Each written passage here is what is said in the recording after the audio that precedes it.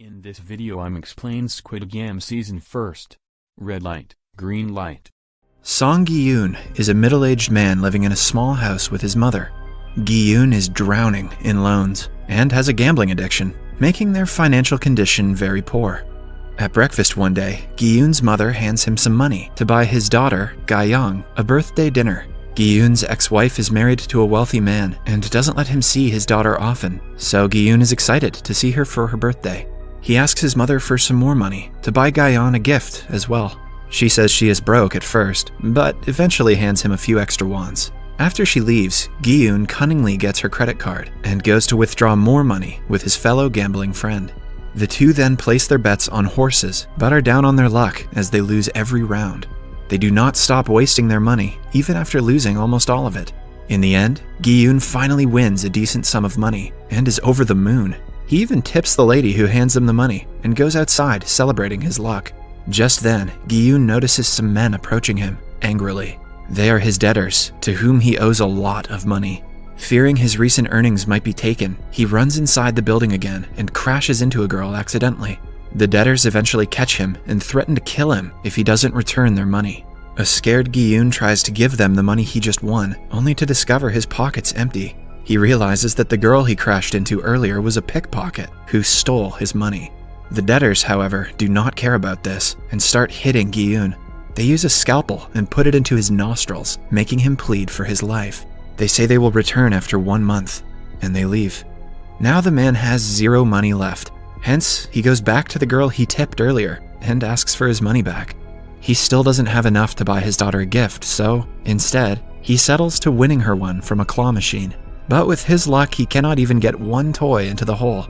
A little kid beside him offers to help and finally wins a black gift box.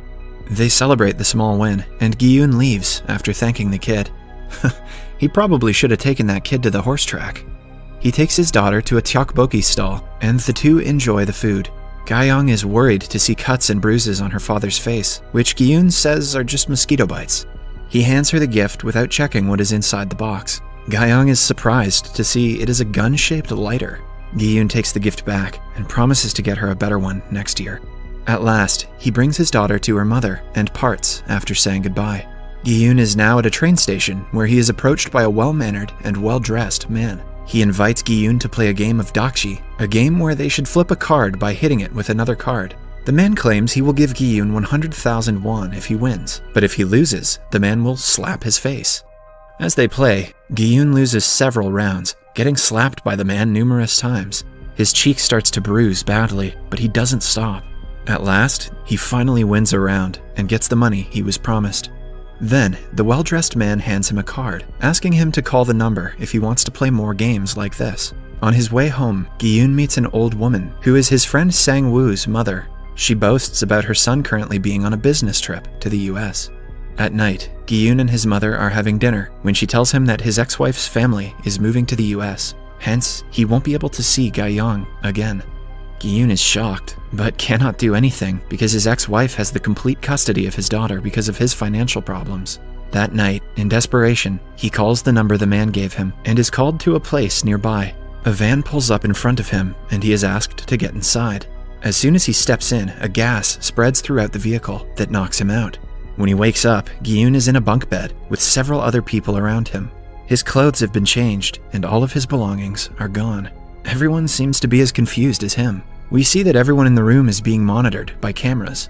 Gi-yoon meets an old man who has the number 001 written on his vest, while Gi-yoon has 456 written on his. The man says that he is suffering from a brain tumor. As they talk, a fight catches their attention. The girl who has stolen Gi-yoon's money the previous day is fighting with a man who appears to be a gangster. Gi-yoon interferes and threatens the girl to give him his money back. Their argument is stopped when the facility's staff, dressed in red suits and masks, enters the room. They welcome the people and announce that they will be playing 6 games in 6 days, and those who win all 6 of them will win a lot of prize money. One of the participants is Sang-woo, Gi-yoon's childhood friend who was supposed to be on a business trip to the US, according to his mother.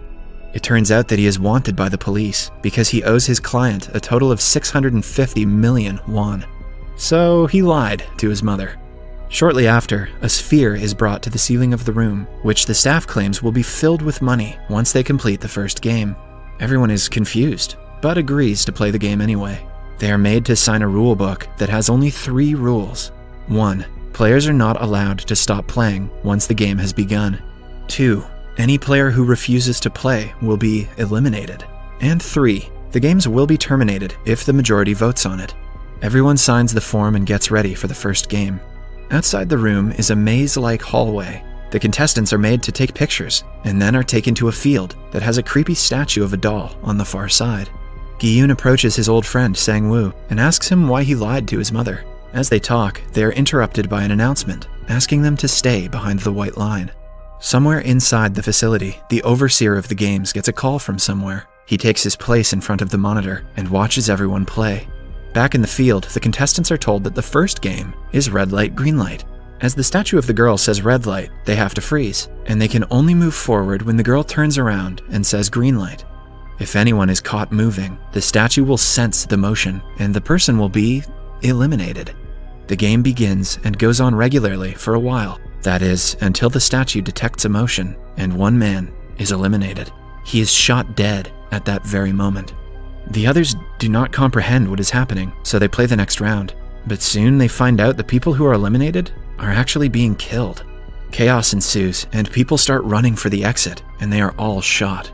A pile of dead bodies falls around the entrance, and the place turns into a bloodbath. I will never look at this game the same way again. Only a handful of contestants remain frozen in fear. From the next round, everyone starts being more careful. Gi-yoon is still frozen on the ground, but moves when Sang-woo asks him to. He almost falls down once, but is saved by a man behind him named Ali. More people die as the game continues, and in the end, some of them finally pass the game, including Gi-yoon, Sang-woo, the pickpocket girl, Se-byok, the old man, Inam, the gangster, Deok-soo, and the guy who saved Gi-yoon, Ali. As the camera pans out, we see that they are on a secluded island, and the facility is underground. The staff clean up the dead bodies and burn them in furnaces. The surviving contestants are brought back to the room and are all shaken by what they just witnessed. Gi-yoon thanks Ali for saving his life earlier. Right then, the staff enter the room and congratulate them for completing the first round. The number of contestants has decreased from 456 to 201, meaning that 255 contestants were killed. One of the girls falls down on her knees and begs the staff to let them go. Some others join and do the same. Soon, everyone is asking them to let them go free. However, the staff reminds them the second rule of the game and threatens to kill them if they refuse to play.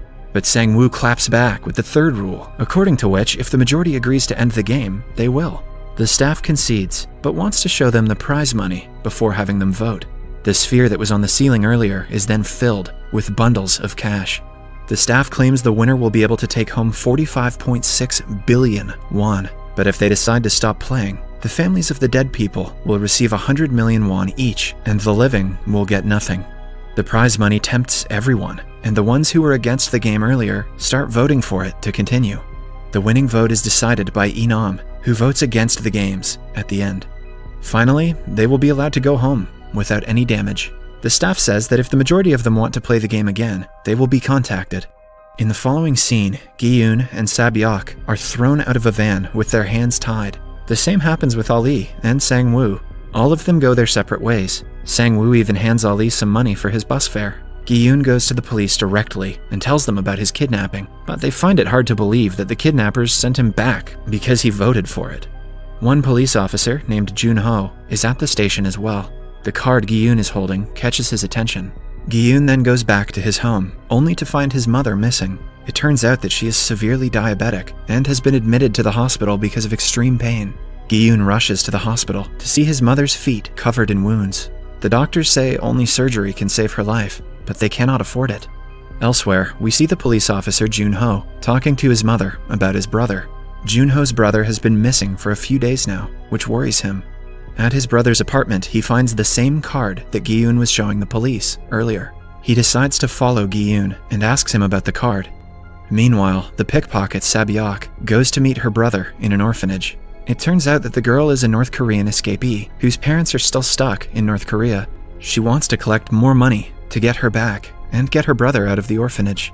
Ali, on the other hand, goes to his work to meet his boss. He has come to Korea from Pakistan to earn money, but he hasn't been paid for 6 months now. He has his wife and a little son at home who he has to fend for. Ali's boss has a bundle of money in front of him, but he refuses to pay. An enraged Ali accidentally pushes him into a machine, which crushes his fingers. He takes the money and runs away right after. At home, he hands his wife the money and asks her to run back to Pakistan with their son. He assures her that he will come back later, hugging his wife for the last time before leaving. Meanwhile, Sang-woo calls his mother and lies to her about being in the US. His mother happily asks him not to get her any gifts and ends the phone call. Right after the call, the old woman is approached by some police officers, asking her about Sang-woo. They tell her that he is under investigation for stealing his client's money and ask her to report him if he comes to her. The woman is shocked and embarrassed in front of her customers. At the same time, Sang-woo receives a card from the same facility again. Gi-yoon, on the other hand, has no way to treat his mother's illness. He goes to his ex-wife to ask her for help, but she refuses to help him. As they argue, her new husband and their children return home. Gi-yoon walks out, only to be called back by the husband. He hands him a bundle of money and asks Gi-yoon to never approach his family again. An enraged Gi-yoon punches him in the face, claiming that he cannot take his daughter away. Right then, his daughter comes outside and sees her father hitting her stepfather. She looks at Gi-yoon in disappointment. Later, he walks back home, totally defeated and helpless. The police officer Jun-ho is waiting for him outside his house. He asks Gi-yoon about the card, but Gi-yoon dismisses it, saying that he was just drunk when he made the police report. He has made the decision to go back to the place again and doesn't want to cause any trouble with the police. Jun-ho tries to get him to talk, but Gi-yoon dismisses him. While walking outside, he finds the card stuck to a door. He calls the number and goes back to get picked up again. Similarly, Sang-woo, Inam, Deok-soo, Sabyok, and Ali have decided to go back to continue the game as well. The episode ends as they get inside the van and are knocked out by the gas.